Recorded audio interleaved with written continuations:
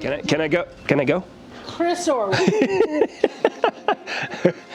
Reason I'm eager to get going is because I got a lot of slides. No surprise there. I tend to work through slides very quickly. So once again, as way of introduction, for those of you who may not have been here before, and with these lights I can't tell who may or may not have been here before, I am Chris Orwoll. I'm the director here of the museum. Today, we're going to be talking about Sci-Fi, Starship, SpaceX, reusable spacecraft, etc. Going to concentrate a little bit more, a lot more on SpaceX. Reason for that is going to become very obvious by the end of the discussion. So, in any case, though, as you know, I usually have quotes when I do this. You're going to see that all the quotes today are from Elon Musk. Every single one of them. So in this situation, I think it would be great to be born on Earth and to die on Mars. Just hopefully not on the point of impact, which is one of my all-time favorite quotes from him. So, there we go. Okay, so I was born in Downey, California, where they built the Apollo Command Module and the Space Shuttle. In fact, actually, that is me having just shaken the hand of John Young. I went to the Naval Academy, graduated in 1986, then drove these things around for 20 years, did diesels, attack submarines, ballistic missile submarines, launched missiles, etc. There we go. Retired from the Navy in 2006 and went and ran the Kansas Cosmosphere and Space Center. Next slide. Yep, so I have 9 kids. The reason that I use this picture is because in the next one, if I have this set up right, next slide, I actually sent them to space with Steve Bowen, so up onto the International Space Station. Okay, so America is the spirit of human exploration distilled. Very much true. Okay, so in any case, reusable spacecraft, the idea of it goes way back. No surprise there, even to the early days of rockets, before we were really even flying. So if you go back to the Collier's magazine series, and here you can see March 22, 1952, they did a series of these in the early 1950s, and there was a team of folks who were involved with writing them, here. So Willy Ley, Dr. Heinz Harber, Dr. Werner von Braun, Chesley Bonestell doing artwork for it, like the art that you see right here, etc. All about what future spaceflight was going to look like. And I want you to remember this picture. I'm going to show it again later, but this was essentially Werner von Braun's a reusable rocket that we could utilize to go to the moon. Mars was his ultimate goal, etc. So, but this may look familiar here in a bit as well. So let's see if I can get to the next slide. Okay, here he is with one version of that reusable rocket. Those of you who, next slide. Here's a version of it showing everything in the inside. Next slide. First step is to establish that something is possible, then probability will occur. So here he is. Anybody remember what this is from? Some of you are old enough to have seen this on TV. Yeah, a Disney show. Disney show. So, and when Disney did Man in Space, and then he also did one about going to the Mars. XR-1 was this essentially spacecraft at the tip of the rocket, but this was essentially the exact same thing that you'd seen in the previous one. This was just done 6 years later. But the whole idea of it was that both stages would come back. The first stage was going to parachute back. That's an awfully big object to bring back with parachutes to the Earth. And then this stage, no surprise, would land just kind of like our shuttle did. Just more pictures of him talking about it. You're going to see a lot of quotes here, by the way. So I think it is possible for ordinary people to choose to be extraordinary. You can see a lot of this is motivational type stuff. Okay, so what was it? Kind of gave it away there. What was the first truly reusable spacecraft? Who knows? Space Shuttle, this thing. Oh, I didn't catch it. Rehearsals work well. See, because it flies, and then we can stick it back on the pad and launch it again. So, in any case, though, a little bit of fun there. Yeah, a little too much angle there, so good thing I didn't take out the sign. Yes, it was. Next slide. The Space Shuttle. But was this entire spacecraft reusable? No. So the shuttle itself was reusable. The main engines, they changed those out after every mission. The most that any of those main engines flew, the ones right here, was 19 missions. The boosters on each side, solid rocket boosters, were reusable. They would land in the ocean, they'd be towed back into port and then reused. The main engine tank, though, was disposed of. So it was just dropped into the ocean and not reused. And it cost a lot of money to reuse those solid rocket boosters. To refurbish the shuttle took a lot of time as well. So turnaround was not something that happened right away. As we said, the orbiter flew up, went into space, came back and landed. This landing was obviously out here at White Sands at the Space Harbor. Here is the solid rocket booster, one of them being brought back. They were towed back in, and as you can imagine, a lot of salt water, not damage to it, but salt water does get into everything. Same as the sand from the White Sands got into the shuttle as well. They were still pulling sand out of that thing decades later. Okay, here it is being taken back out to the pad, as we said, reusable up to a point. Anybody know why the main engine tank on this one was orange, and on the launch, the first picture that I showed, that it was white? Anybody know what the difference was? White paint was utilized on the first mission, and then they realized we really don't need it. They were thinking that it would reflect more heat, and they just figured we don't need it, so they just left it the orange color that it is manufactured in. This also was a reusable spacecraft. Anybody know the name of this one? This is Russia's, or the Soviet Union at that point in time. The Buran was the name of the spacecraft. So, and that was the name of the shuttle here. Looks kind of familiar, doesn't it? Gee, I wonder how they got the design for that. In any case, though, and then the Energia rocket right here. So, and this launch pad is in Kazakhstan, where they have their launch facility even to this day. They leased the land from Kazakhstan. It only flew one time, and they flew it up and then brought it back, and it didn't fly again. And they're all kind of deteriorating away now. This is where one of them is stored. Interestingly enough, you'll notice that the roof is collapsed in on it, and there is a Buran shuttle inside of there, just rotting away inside that building. This is where the launch facility is that we were just looking at. I had a chance to go there in 2008. One of the most interesting things about it is, sometimes we have little mistakes, and you'll see that Elon Musk and his team makes mistakes as well. Starship really damaged the launch pad the first time that it was launched. When they launched the Buran, they had this clever idea of putting metal plates down under some of the areas that would be easy to replace if there were issues and things like that. Anybody got any idea what happened when the thing launched with all those metal plates? They turned into shrapnel, flying everywhere.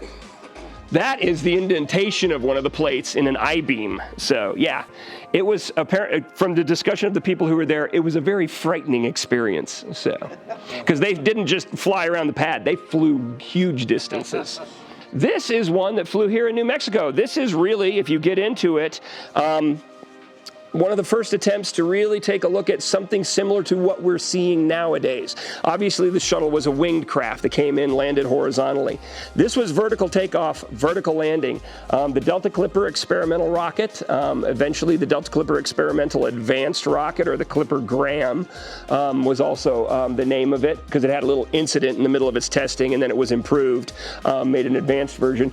This is the small version that they were utilizing for testing the concepts, engineering, flight, etc. This was a team that was made up of folks from Boeing and Lockheed, and it was really ordered, NASA and the companies kind of didn't want to do it. They were forced into it by the government, and specifically this came out of the Vice President's office as head of the Space Council, and he was convinced that this was a good idea. So essentially for under $80 million, they built this craft, and it was able to vertical takeoff, vertical landing, fly sideways, and this was supposed to be the test for a much larger craft that then essentially would be single stage to orbit. So one stage rocket, fly up, go into orbit, be able to come back down and land vertically as well. In any case, so artist rendering of it flying. Here it is actually during testing. This is the early version, no surprise there. There it is with the landing gear. Coming down in for a landing. So, another quote, "If you need inspiring words, don't do it." In other words, if you need to be inspired by somebody else with their words, you're not inspired enough already. Okay, and Delta Clipper flying up. It could fly sideways, come back down, and land. This is what happened during one of the tests. Actually, this is an amazing thing, though, because on launch, they had an explosion in the side of the craft, blew out all of this. The thing still flew autonomously, went up over, and landed. After this, So, and then they were able to repair it, do improvements to it that they'd been thinking about, and then it flew again as the advanced version. Whoop, here's the advanced version of it. So, and this went for a number of flights, and then it had its final flight. Anybody remember what happened on its final flight? Didn't collapse, but you've got the exact thing. Yeah, basically one of the legs didn't deploy. So, without further ado,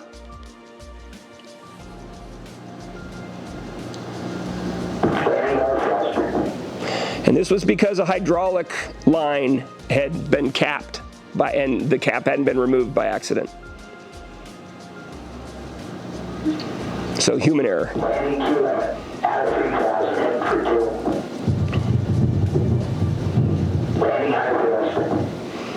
This was an amazing program, though, and yep, sorry. 3 legs. Uh-oh. Yeah, that's an understatement. So it stays perfectly vertical while the engines are going. But you got to shut off the engines. Now it gets sad.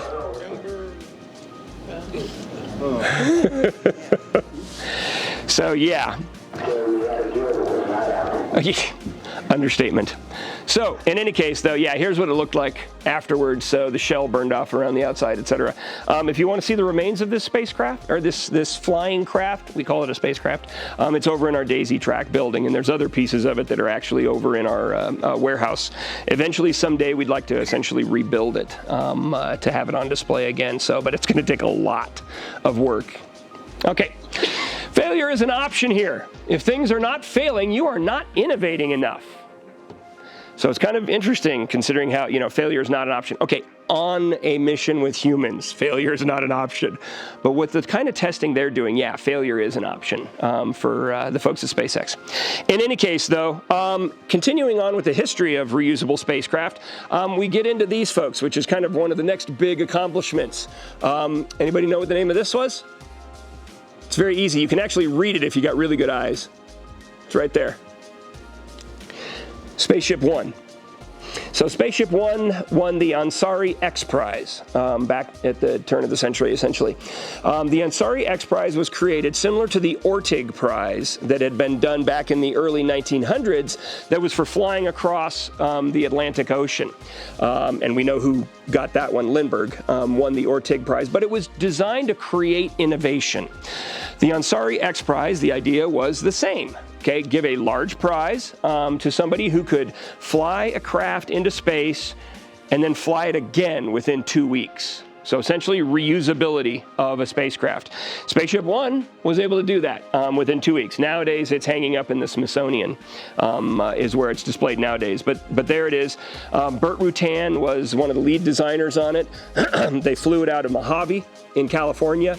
It had this very unique design element where the wings essentially could fold up as it was coming back in like a shuttlecock from badminton, and it would come back in that way to reduce the heat and stress loads as it was coming back for re-entry.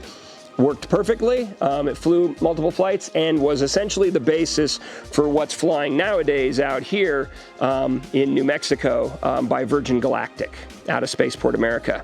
Here it is coming for landing. Next slide. Okay, quote, when you struggle with a problem, that's when you understand it. So in other words, the more time you spend with a problem, the better you get at it. So in any case, though, as I said, Virgin Galactic, who's flying it now, they've got 2 of these spacecraft that they can fly. Not both here at the moment. So, but they're actually going to stop flying this and move on to the next craft for them. So hopefully they'll be able to get that one designed, tested, and in place before the company goes bankrupt. Because they're going through cash quite a bit. So, by the way, that is Richard Branson there on the flight that he took on it, and he was the first commercial tourist in doing one of these suborbital tourism flights. Really pay attention to negative feedback and solicit it, particularly from friends. Hardly anyone does that, and it's incredibly helpful. In other words, get people to tell you what you're doing wrong, but only from people that you really trust. Because there's a lot of people who will tell you you're doing things wrong that don't know what they're talking about. So there's millions of them. Millions. So in any case, Blue Origin is also flying reusable spacecraft now. Okay, this is the new Shepard rocket. It launches out of Van Horn, Texas. This is a suborbital, straight up, straight back down. They bring the rocket back to launch. Next slide. The booster stage back to land there in the desert floor. So that is reusable. And then the spacecraft comes back and lands. Next slide. So here's inside, and then it comes back and lands using parachutes down in the desert. So, and here we got Jeff Bezos kind of flying after, just within a very short period of time after Richard Branson flew. No competition amongst billionaires. None whatsoever. But as you can see, very nice, kind of spacious, very Star Trek-y looking inside the capsule there. But you only get a few minutes of weightlessness and then come back down. One of my favorite people to fly in it was Bill Shatner, Captain Kirk, or this little parody that was done by one of the staff members here and was posted on Facebook and got a whole lot of views on Facebook, was a slight parody of The Twilight Zone that Bill Shatner had done. So yeah. That was very fun. Every mode of transport that we use, whether it's planes, trains, automobiles, bikes, horses, is reusable, but not rockets. So we must solve this problem in order to become a space-faring civilization. So in other words, for us to be able to operate in space efficiently, we have to have reusable rockets. So that's been the push of SpaceX. Next slide. So we're going to spend a bit of time really talking about SpaceX and what that company has done. Because when you take a look at right now, are there any other companies that are flying reusable rockets that are orbital besides SpaceX? No. Nobody else is doing it. Are there companies that have that planned? Yes. A lot of them are going to come online here very soon. China's trying to do it. You got Blue Origin with the New Glenn rocket, obviously New Shepard suborbital, New Glenn orbital. That they're coming online very soon. And if you take a look at construction around the Kennedy Space Center and Canaveral Space Force Station, there are Blue Origin buildings everywhere, all around there, launch pads, etc. So that is up and coming soon. Should be doing their first test flyings this year, next year, of the New Glenn rocket. They have new engines for it, etc. And there are other companies as well that are looking to get to the completely reusable rocket stages. SpaceX, it's kind of neat that I love the first stage of a Falcon 9 right outside the company. When I got my chance to go inside SpaceX a number of years back, that wasn't out there because they hadn't gotten to that point yet. Okay, this is the inside of the factory, and I have been in here. I have been where they work all this. I would eat off that floor. It's that clean. It is kind of frighteningly clean how they maintain the inside of it.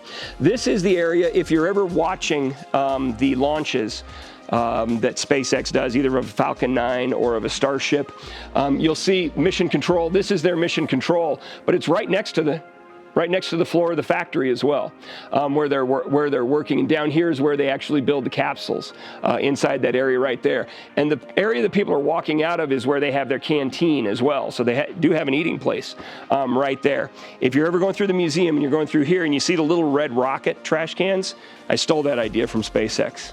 They had them in their canteen, and I'm like, oh, we have got to get those. It's also been utilized in films. Anybody know what this is from? Iron Man. Yeah, Iron Man 2 specifically. The second Iron Man movie. So, and that's, oh, I forget his first name. Rockwell is his last name. Yeah, Sam Rockwell. In any case, he was kind of one of the competitors to Tony Stark in it, but they filmed inside the SpaceX factory, showing where supposedly Sam Rockwell's company was doing its work and where they ended up building these competitor suits over here to the Iron Man suit. Elon Musk, interestingly enough, has been quote-unquote compared to the Iron Man character, not in the suit or whatever, so, but for Tony Stark, with all the innovation, etc. He does make a comment about that as well. Here he is. He actually was in that movie as well. That's Elon right there.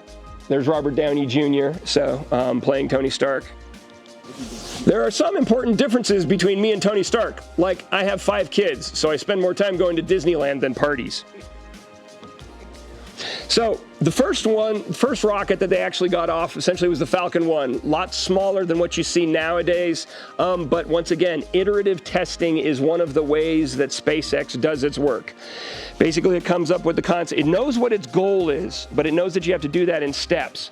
But as opposed to sometimes nowadays where government engineering, shall we say, is very risk averse. Very risk averse. So it will take forever making sure that every T is crossed, I is dotted, Q has got the little things in it, and you've got enough other countries' letters in there and everything, and it will go on and on and on and on and on before testing sometimes. SpaceX is like, hey, we're close enough, let's test it and see what happens.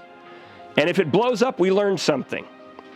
So and then they'll make the changes very quickly, test again. And if something bad happens, then they make the changes and improvement. And so it actually does harken back to really what we were doing in the 50s and 60s, a lot more. So, and they're able to do that as a private company, not government sponsored. Well, actually, they are kind of government sponsored. They do use government monies. So, but it's really the way that they work. Next slide. So the 1.0, so when you get into the Falcon 9s was the next thing. You have different versions. You can kind of see the changes of it in somewhat shape, configuration. You look at the tail ends, you'll see that things start to change with landing gear, etc. And it gets the versions of it are able to lift more and more payload. They're actually able to bring them back, etc. Because that was the ultimate goal, was the reusability. You should take the approach that you're wrong. Your goal is to be less wrong. So Falcon 9, this is what we get launching nowadays. And oh, by the way, if you haven't watched one of the SpaceX launches, either of a Falcon 9, a Falcon Heavy, or a Starship, you should watch one. They are geniuses at the way that they present, market, display everything, so the information that you're given, the views, they have drones that fly nearby and you get shots of the rocket going right by it. They're geniuses at the way they do everything. But this is one of the Falcon 9s doing liftoff. This is at down there in Florida. Okay, this is out at the launch pad there at Kennedy Space Center. They have multiple launch pads, and they're actually building more, and they have multiple landing pads as well, which we'll get into here in a second. Next slide. Next slide, just some different views. But yes, things do go wrong. Like I said, though, they do the iterative engineering. Yeah, this was an explosion with the rocket sitting on the pad, and it was pretty impressive to watch when this thing exploded. So the videos of it, if you go back and watch them, they're pretty impressive. Next slide. It is remarkable how many things you can explode. I'm lucky I have all my fingers, because he did a lot of this stuff when he was a kid, too. Next slide. So the next thing that reusability is, okay, how do you bring that first stage back? Wernher von Braun, I mentioned he was talking about using parachutes. Blue Origin, I already showed you, they bring it back down and vertically land it. But the Blue Origin, the new Shepard rocket, really just goes straight up, straight back down. It's essentially vertical takeoff, vertical landing. It does not move that much. The difference here is that when you get into orbital flight, you don't just go straight up, straight down, or maybe just up and down, kind of a little small distance. You're actually getting to orbit. So you got horizontal velocity as well. So now you have the issue of, when you have that horizontal velocity, do you continue it to ballistically drop into the ocean somewhere and recover it out there, or do you use retro rockets or use the main engines to try to come back to where you left from? How do you do it? They actually do both. So, so this is one of they call them drone ships. Landing barge is kind of what I call it. So in any case, that goes out into the ocean, and they land the first stages on this out in the ocean. They tested the first stages initially by bringing them down and soft landing them in the ocean. They weren't going to recover it, no drone ship underneath it, just prove that you could bring it down to a specific spot in the ocean and slow it down and have it be vertical or whatever. So, and then when you turn off the engines, guess what? Into the water. Same as so many other first stages that we have launched off and dropped into the ocean off the coast of Florida in the Atlantic. But that was proving that they could do that before they put the drone ships out there. Then they put the drone ships out there, and it didn't work so well at first. Once again, iterative engineering. They learned a bit. So yeah, explosions on the barge trying to land. Yeah, didn't quite make it here, etc. But they were learning something every single time, making improvements. Yeah, there's the explosion on the barge. So once again, trying to destroy your barges. So next slide. And eventually, guess what? You start landing them. Start landing them on the barges. So, does anybody know what the name of the barges are? They actually named them. Just read the instructions is one of them. One of them is kiss me something. No, of course I still love you. Oh yeah. So once again, people in this company have a very good sense of humor, and I think working as hard as they do, you've got to. Okay. When I started SpaceX, I thought that the most likely outcome was failure, and I think to have any other expectation would have been irrational. Not only did we launch the Falcon 9, or are they launching that nowadays, and bringing back the first stage of the Falcon 9s and then reusing it. I think the most reuses they've had of one of is 22 currently. They had one that was at 20, and then they had to drop that one in the ocean. Because, by the way, they do sometimes, if they need to get into higher orbits, they will drop the stage into the ocean at that point in time. But right now, if they're doing lower Earth orbit, they can actually launch it up, they can bring it back, and they land it back at Canaveral Air Force Station. Space Force Station, excuse me. Space Force Station on one of the landing pads there. If they have to get up to a higher orbit, they can land it out on the barge in the ocean.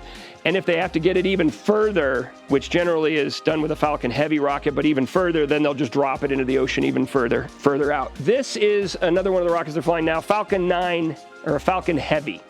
So what this is essentially is the center part of it is a Falcon 9, like you see here. Falcon 9 stage, very, very similar. And then they just take two more of the first stages of the rocket and strap it on either side. At the bottom of each of these, the reason it's called a Falcon 9 is because there's 9 Merlin engines at the bottom of it. So, and they have the engines at the bottom, and then when they put on the boosters on either side, there's 9 more, so there's 27 engines all total. So now you can get up into higher, much higher orbits, carry heavier payloads, etc. So, and then what they do is, yeah, they bring all 3 of them back to land. Anybody know how they do that? I don't know. It was beautiful to see, though, when the two came down. Look at Yep, we're gonna. Okay, next slide. So here it is lifting off. I love that right there. That is just gorgeous. Next slide. So, yeah, this is sci-fi come to life. This actually, so when we landed on the surface of the moon, I was like this. I was 5 years old in front of the giant wooden console TV, so laying on the floor, watching Neil get out and do his walk, and just, yeah, as excited as could be kind of thing. I think the thing that excited me just as much was this. Actually watching this, because you go to the old sci-fi books and magazines and artwork and movies and stuff, and you'll see like rockets landing together or taking off together and things like that. This was these 2 rockets coming down and landing side by side. So they landed the center stage out in the ocean on one of the barges. They bring the 2 boosters back and land them side by side simultaneously.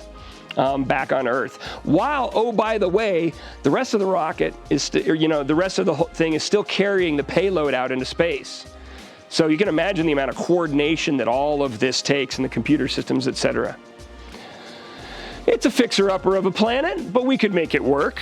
Which planet is he talking about? Mars, because that is his ultimate goal, is to get to this place. And next slide. He wears these shirts all the time. You'll see him wearing these quite a bit. So I was thinking about wearing this shirt today, which is not an Occupy Mars shirt, but is more along the ways that I think. That's Caffeinate Mars.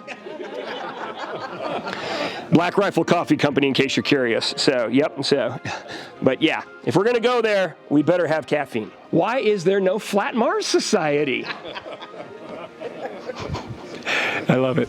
So when you take a look at some of the big rockets and the ones that we're used to seeing, Saturn V, the N1 rocket, Saturn V Apollo program, we're very used to seeing that one. N1, we're not used to seeing much about. This was the Russians' moon program.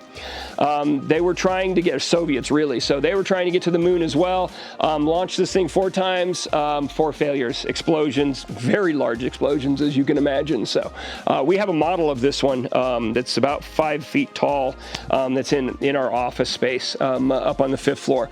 Space shuttle we're used to seeing, and then you got the Falcon 9 Heavy here, the SLS, the system that NASA's using to go back to the moon, and then you see Starship right here. So kind of been talking about the Falcon 9, Falcon Heavy, but Elon Musk knows that to go to the moon, you're not using a Falcon 9, you're not using a Falcon Heavy, you gotta go big. And when he talks about big, he's talking about real big. Anybody remember how tall the Saturn V is? Was, excuse me? 363 feet. Funny enough, this one right here, when they've done the versions of it nowadays, it's 364 feet tall. I guess they needed to add 1 foot to it, make it ever so slightly bigger. So this one right here nowadays, 398 feet tall. So, and they're launching these out of Boca Chica, Texas. So down on the tip of Texas. That's where they're doing all the test launches. Eventually, they will be launching these out of Florida as well. Okay, so in any case, though, a bit about the engines here. So when you talk about the various fuels, these ones right here, BE4 is what's going to get used on the New Glenn rocket. And it's getting used on some other rockets as well. The Raptor is what's being utilized on the Starship rockets. That is SpaceX's big rocket now. F1 is from the Saturn V. So when the Saturn V lifted off, the thrust on it was 7.6 million pounds. Anybody know how much thrust you get off of the Starship rocket? It's almost 16 million pounds of thrust. So load capability, the Saturn V could carry about 118 tons. The Starship, if you're reusing it, can carry 150 plus. That number is increasing as they make the engines more efficient. And if you dispose of that first stage, you can take almost 250 tons up. That's a lot of payload. And a lot of what NASA and Starship are looking at doing for the going to the moon, Mars, etc., is to get the spacecraft up and then use them to refuel other spacecraft so that you can then go in space and go much greater different distances with heavier payloads, etc. Okay, I'm going to kind of skip over this one just to keep things moving along. So once again, this is just a size comparison. BE4, Raptor, Merlin. So this actually has a bit more thrust, no surprise, size matters, than does the Raptor. So how do they get so much more thrust with the Starship? 33 engines at the bottom of it. 33. The revolutionary breakthrough will come with the rockets that are fully and rapidly reusable. We will never conquer Mars unless we do that. It'll be too expensive. The American colonies would never have been pioneered if the ships that crossed the ocean hadn't been reusable. So this is looking at the bottom. Yeah, so you just start to see, some of the engines in the entire configuration in here. So a lot of engines working at one time. Next slide. So they started off iterative testing. A lot of people were looking at what they were doing initially and going, what the hell are they flying?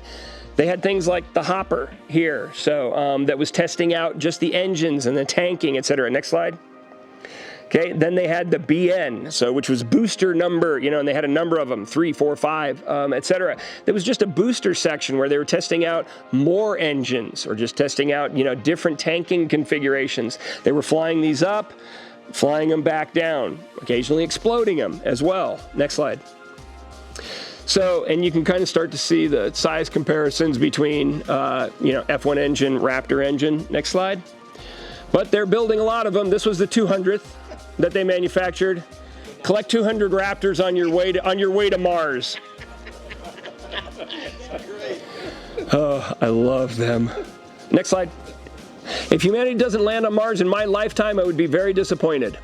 So here is one of the Starships sitting on the pad, and you can kind of see the assembly buildings over here, but out there. This uses, well, actually, I should say, anybody know what the fuel is that it uses? Everybody uses liquid oxygen as one of, as an oxidant. Methane. Yeah, it uses liquid methane. Most places are using either liquid hydrogen, a propane, an RP fuel. In this situation, they use liquid methane, and it has to do with weight, temperature, tanking. So the amount of thrust that you can get out of it, a multitude of reasons. But in any case, and the biggest fact for them is not any of those issues. It's actually the fact that you can manufacture it on Mars. So basically, you can fly to Mars because you can manufacture liquid oxygen and you can manufacture liquid hydrogen or liquid methane on Mars. And so you can refuel your spacecraft when you get to Mars. Here it is flying. This is one of the earlier tests on it, and you can see that the craft looks a bit different as well, coloration, etc. But you'll also see a number of engines that were out. This flight did not go well, needless to say. All they wanted to do was get off the pad. Did it get off the pad? Yes, it did. And it got part of the way up, and then as it separated, things blew up almost immediately. So one of the other things they discovered the first time they flew this is that they did not take into account how much damage 33 Raptor engines would do to their launch pad. That is actually underneath the launch pad. So for the second, they did a bit of redesign of the launch pad, and they added in a water system underneath it to be able to absorb a lot of the shock waves and the exhaust from the engines. They thought that it would be able to withstand it. They weren't even close. And by the way, when this happened, it spread dirt, rock, and everything all over that area. And I don't just mean where the launch area is. I mean out into like the surrounding area. So it was pretty impressive. There's a tremendous bias against taking risks. Everyone is trying to optimize their, butt covering. Okay, so Starship, here's the idea. One of the things they do is hot stage. So basically, you've got the ship portion of it and the booster portion of it. And that's what they call it. They just call it the ship and the booster. That actually your engines are firing off while you're staging. In other words, a lot of the rockets shut down the stage. This stage hasn't lit off. They separate, then this stage lights off. They do it all at one time, hot staging. So it actually is more efficient, but they discovered that it's difficult to do on the second and third flight. They actually did it, and it worked well this time when they flew. And by the way, they just flew yesterday morning. So here they are, where it's going with the hot staging. You can see that there's just 3 engines running down here, and then they do a boost back phase. Remember, you got to boost back to get back to the landing site. And then the ship portion has got these 6 engines up there where they have atmospheric and vacuum Raptor engines that are up in that stage. Here it is doing another picture of the hot staging. This is obviously during launch. Just another cool image of the 33 engines working all together.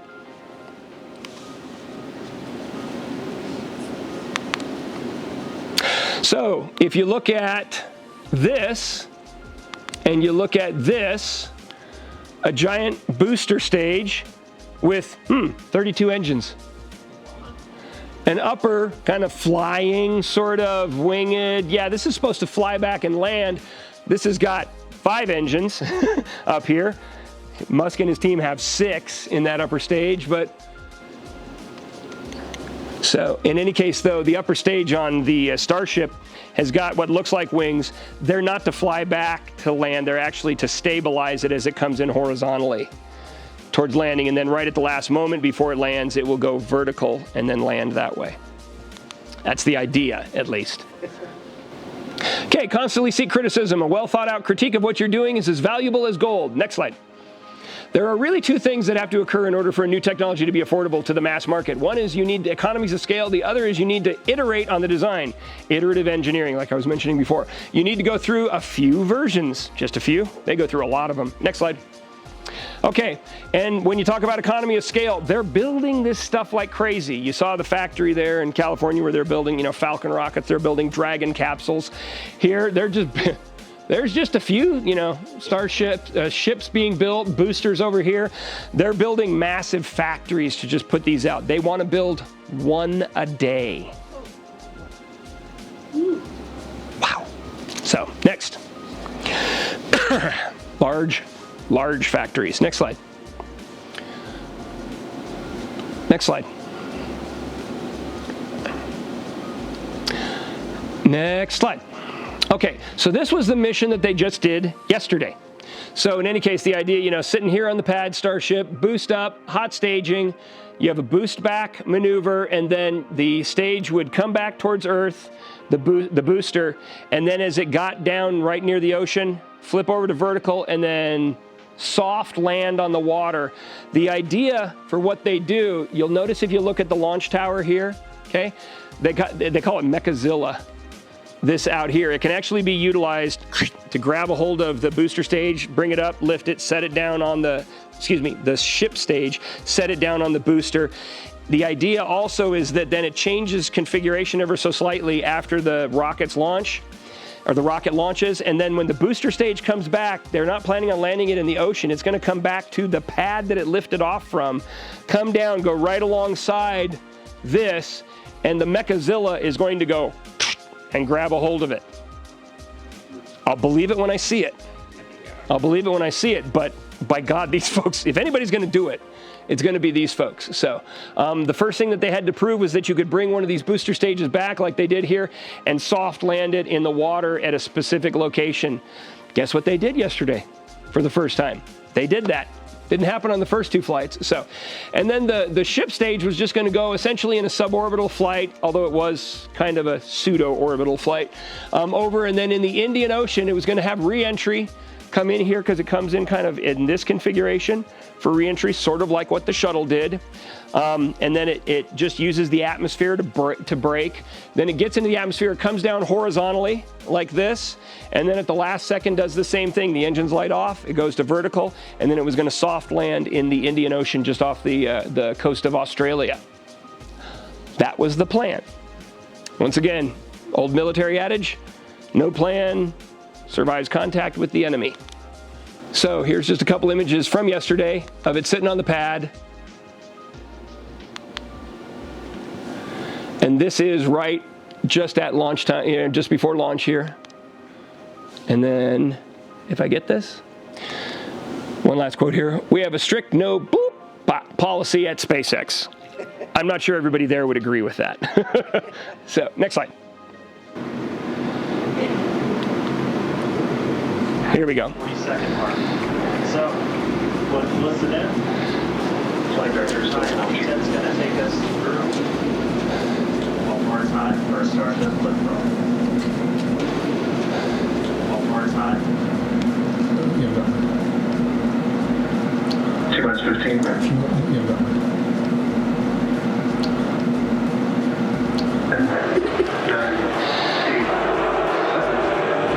Now in the lower left here, you'll see the 33 engines. Center lights off. They light off in 3 segments. Everything's going, then it releases. Is that Vandenberg? No, this is Boca Chica, Texas. Yep.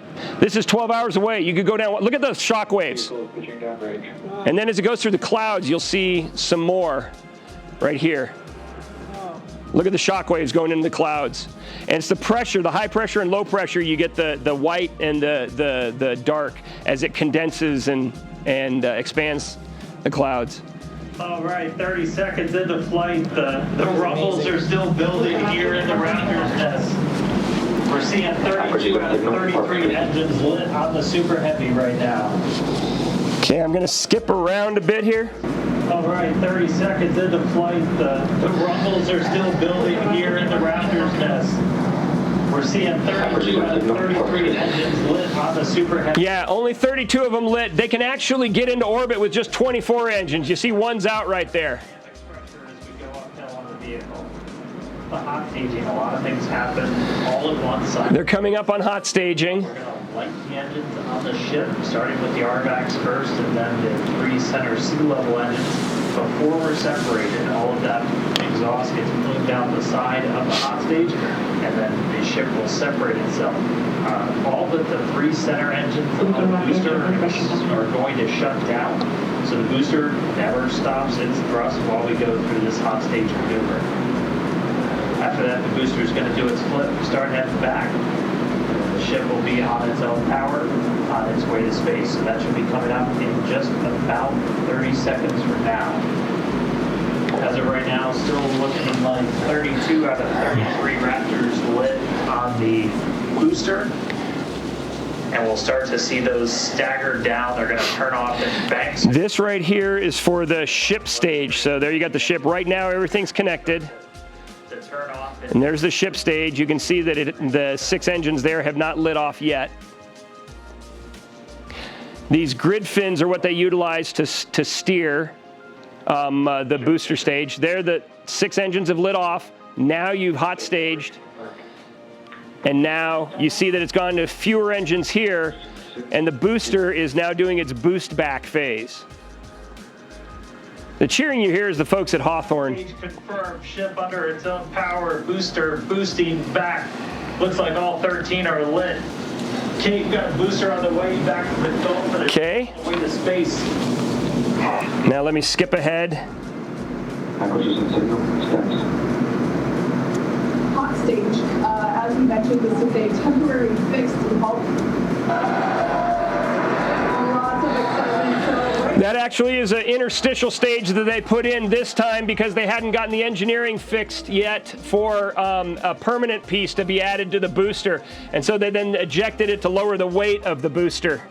The new one that they have on there will be permanent on the booster and it will be light enough. we'll have a lighter weight integrated hot stage. This phase, it will attempt a controlled re-entry.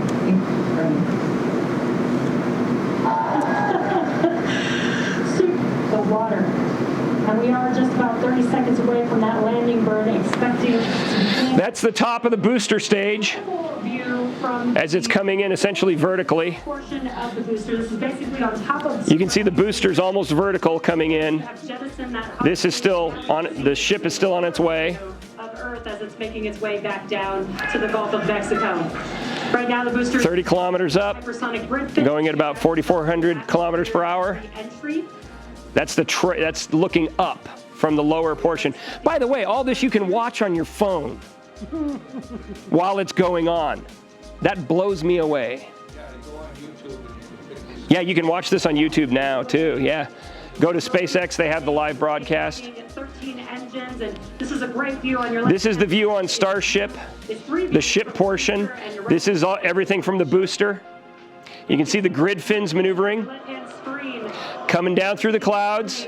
The engines have lit now for the boost, for the landing. And in a second, look at that. There you go. It's landing over the ocean. Now you can land this essentially on a barge on land, and then it starts to, as they shut off the engines, guess what? It's going to, as you expect, tip over into the ocean, and then you're going to lose signal. So all the cheering is you hear the folks, there they are at Hawthorne at the headquarters. Now I'm going to skip to the next. Okay, so this is the ship portion re-entry, and it's done very quickly. This is time lapse. You can see the time is going by very quickly here. When you're watching this live, you don't see these movements as much, because they happen really slowly. But here with a time lapse, okay, you can see it starting to come in. Everybody remembers that when we brought in the Apollo craft, the Gemini craft, the space shuttle, we would lose communications with it as it went through, and you had the re-entry, and as it went through the plasma field. This is as it's going through the plasma field. Now, one thing to note, when it shows that fin right there, see that? It had some damage. It had a little bit of tile damage. So as it comes in and it's going through its max heating and everything, as it gets to the end, it gets a little interesting, but it was very funny to listen to the SpaceX folks talk as it went through and eventually starts burning away all the tiles. Amazingly enough, that fin stays attached the whole way through. But you're going to start to see bits and pieces come off of this, and then you're going to see it heat up, burn away. The lens will get covered with debris. The lens eventually cracks. But it was hilarious to listen to the SpaceX folks joking about it. You know, they're like going, "Oh man, are we going to lose this?" You know, so and they're just happy that it got to this point because this was further than they thought it was going to get. But look at that. And by the way, this essentially is what happened to the shuttle when we lost it. The hot plasma gases got inside the left wing because the front leading edge was punctured. And then it ate away the structure on the inside. The wing came off and the shuttle went out of control. This, for what miracle occurs, but it stays attached.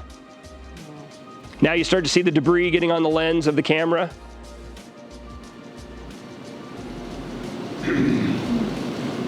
It's pretty invaluable telemetry right there. Oh yeah, and the way that they maintain telemetry, video, and everything is that the trailing edge of this is huge. First of all, coming off the ship, and they also have a huge constellation of Starlink satellites that are all up there, and so they're having instantaneous communication between the ship and there you see the lens started cracking.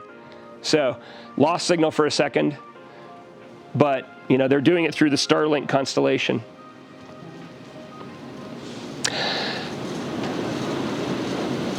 Okay, so, and the miracle of miracles. Let's go ahead. I'm not sure. Let's see if it goes to the next slide. You're going to just get more of the same at this point. I'm trying to get to the next slide. I might have to stop this before we...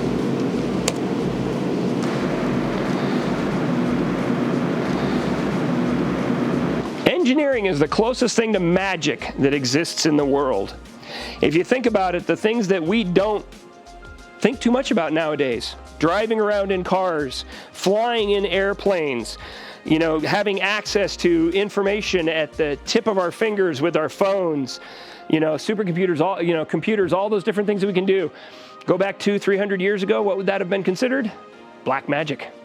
So that's kind of why he said that. Okay, one more thing, as always. So, got to have that one up there. And I know I've gone a little bit longer than I normally do. So, but at this point in time, I'm going to open it up to questions. Yeah.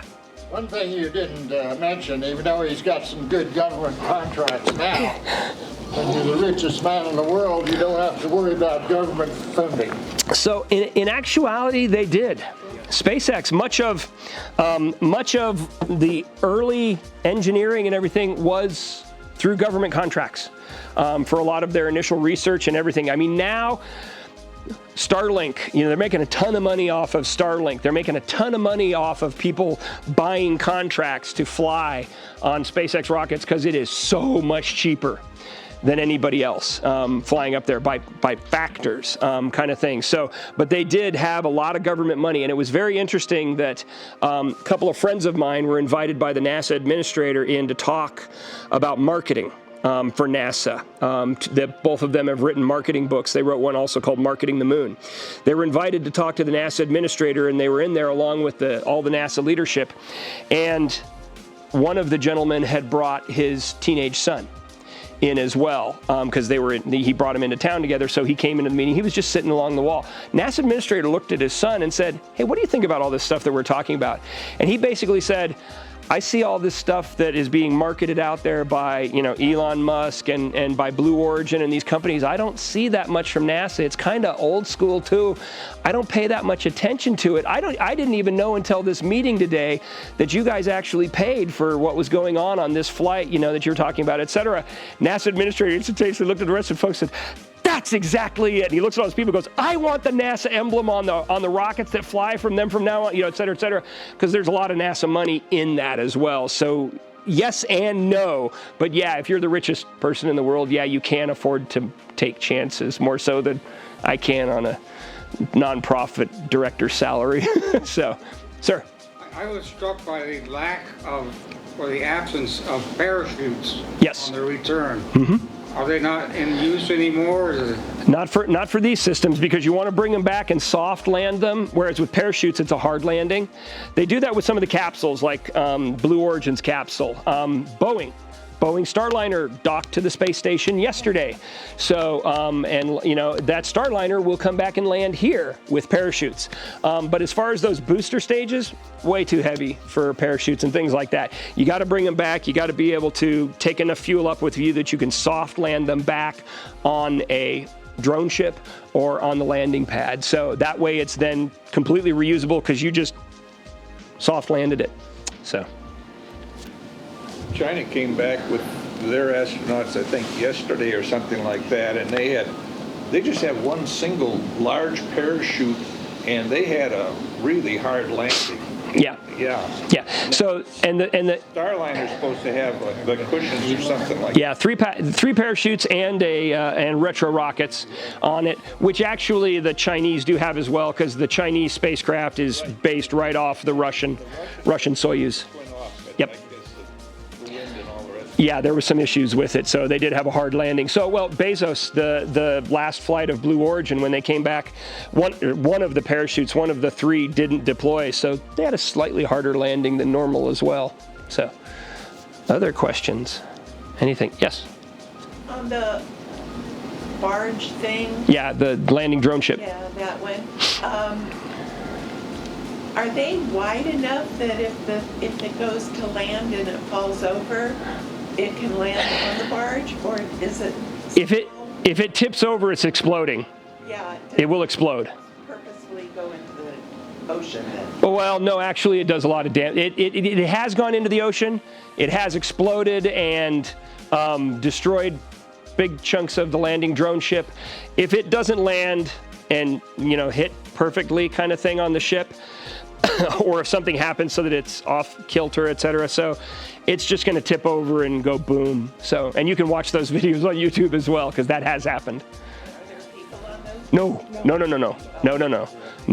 No. In fact, actually, the video that you're getting of it obviously is with remote cameras. Just like, once again, like I said, the most amazing thing to me is that you can be anywhere in the world that you can get an internet signal with. And you can be sitting here watching a spaceship flying in Earth while its boosters are coming back to land, and you're watching it all on your phone. You could be sitting in a car with somebody driving, you're in the passenger seat just watching it. That's incredible, You just think back not that many years ago in our lifetimes, that it was a miracle to get any view, so of a rocket liftoff. Yes, sir. That first rocket, the von Braun rocket. Yes, on the reusable ferry. Yep. I had a model of that. I don't know, maybe Reusable made it or something like that. And another thing is, if you want an update on what's going on at Boca Chica or whatever down in Texas, every week there's a podcasts, many of them. Called La Padre. And La Padre? basically he goes through the whole week from previously and shows all the stuff that's going on there, all of the rockets being moved around, the new tanks being brought in, all kinds of stuff that's constantly going on. Yeah, and then you realize, my God, the size of when they were building the tower that was right next to the rocket, to see that being built, and the doggone thing is 400 feet high. And the tower's even taller. And it's got the chopsticks, they call them. Yep. And the idea that, they come together in those grid fins or whatever that, that they grab the booster. Grabs, and as it comes down, where do these ideas come from? And that's it. You got to think out of the box, and these people have been doing it.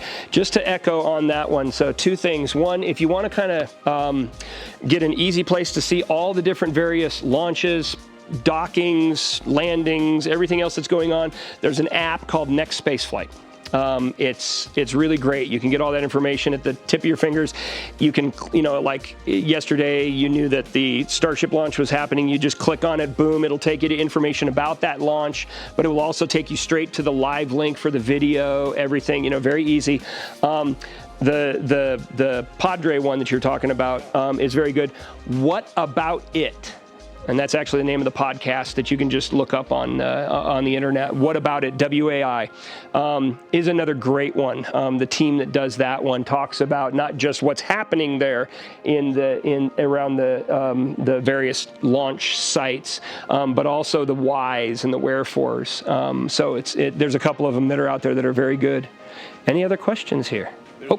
Another fellow has a podcast too called Everyday Astronaut. Yeah, Everyday Astronaut is very good as well. He goes through. There's one he did on all the rocket engines. Yep. That's unbelievable. Yeah, very detailed. They talk a lot about the engineering. One more. Yes. You mentioned something about somebody was going out into bankruptcy.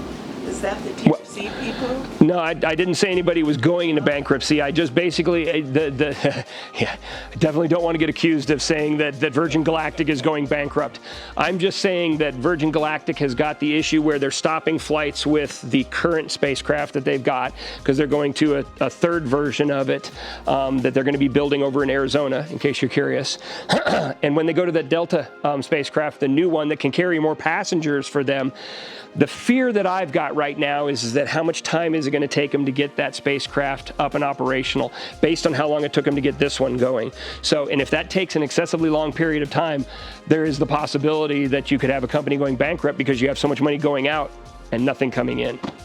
So. Are they flying out of Tier C now, or? Yeah. Oh, yeah. They just flew here recently. So, flew another group of 4 passengers. So, yep, Virgin Galactic. Okay, any last questions? Okay, with that being said, thank you so much. I think April's got a couple of announcements.